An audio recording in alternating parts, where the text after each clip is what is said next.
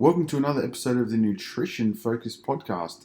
In today's episode, I'm speaking with Susan Smith, a nutrition student from Adelaide who is currently conducting a study on the sensory differences between homemade sourdough bread and commercially made sourdough bread.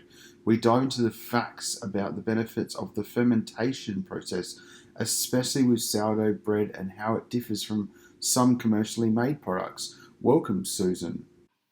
Thank you for having me, Mark. First question I want to ask you is, why is your study comparing homemade sourdough bread to commercially made sourdough bread? Wouldn't they be the same and have the same benefits? Actually, they're made quite differently, which is where the idea for my study came about. The literature shows that many commercially made sourdoughs only mimic the taste through pre-mixed packet yeast, and they don't actually use a fermented wild yeast. During the fermentation process, many chemical reactions take place that enhance the nutritional properties of the bread.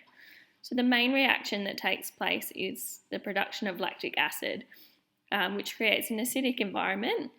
Resistant starch is then promoted, and peptides, amino acids, and phenolic compounds regulate the glucose metabolism. The chemical reaction that takes place in sourdough not only affects the characteristics of the end product, but also how it's digested by humans. And all this takes place when you create a sourdough starter, which becomes a form of wild yeast. Able to give us a little bit more detail on what it's all about? Of course. So the aim of the study is to identify the differences in taste, aroma, flavour, appearance and texture between commercial made sourdough bread and homemade. By identifying these differences, we can use this information to further promote the right fermented foods to incorporate into a healthy diet. And the hypothesis is that homemade sourdough bread will have a more favourable sensory quality than commercial made sourdough bread. And then how do you begin to put the research together? So after looking at the literature, I discovered the issues in the differences of preparation between homemade and commercial made sourdough bread.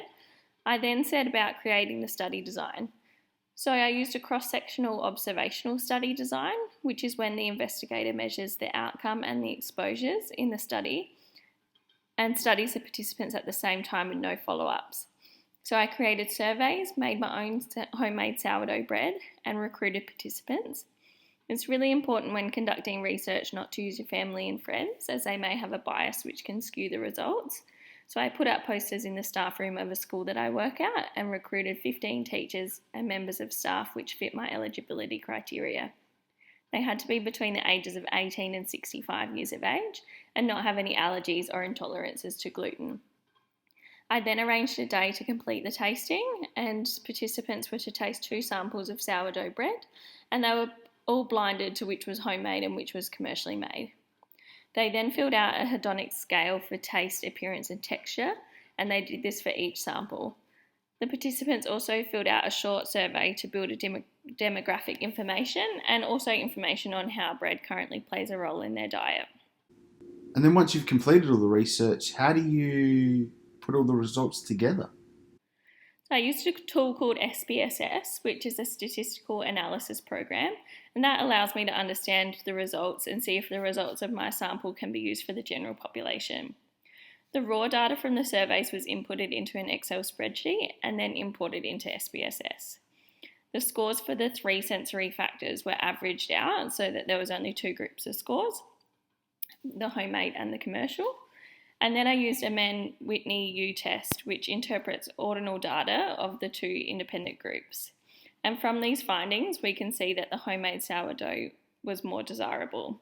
I'll put a graph that I made for these results in the show notes so you can see exactly what I'm talking about. I see. I wanted to ask you about the strengths and limitations of your study. What were they and how do they impact your work? A strength of the study was that I was able to quite easily source participants that were of varied ages and a mix in genders who didn't personally know me, and therefore I didn't have to report any conflicts of interest. The participants created a quite diverse sample size, and a limitation of the study was that the bread was presented in cut up bite-sized pieces to help with the blinding of which bread was homemade and which was commercially made. However, this could also impact the results of the bread's appearance as it was not viewed in like a loaf form. Another factor is each loaf of homemade sourdough is unique, so the taste of the homemade version on one day can be different to that on another day, which is a limitation on testing at only one time point. Another point I'd like to highlight is that the process of making a sourdough starter is really quite challenging. Through all my failed attempts, it took over 20 days of work to get it right. And when we relate these results back to the aim, we really are looking at how this information can be used for public health promotion. And because of this level of difficulty, I would be hesitant to make a public health recommendation for making your own sourdough bread. So, Susan, are you able to sum up for our listeners the key takeaways from this study and tell us what are some of the practical applications we can implement into our lives when it comes to choosing bread? I guess the key takeaways to remember are that most commercially made sourdough breads aren't made with wild fermented yeast and therefore will not give you the true health benefits that a homemade sourdough bread will give you. In any case, it is proven from this study that homemade sourdough bread tastes, looks, and feels better. So if you want to incorporate sourdough bread into your diet, ensure you're either attempting to make the bread at home, albeit challenging, or sourcing the bread from an artisan baker that uses a well-established fermented sourdough starter. And the last thing I want to point out is that my study is just one of many to come, and the results of the study should be tested with a larger cohort for future research. Thanks, Susan. That's all we have time for today. Make sure you leave us a review and subscribe to be the first to hear the new Nutrition Focus podcast every week. Cheers.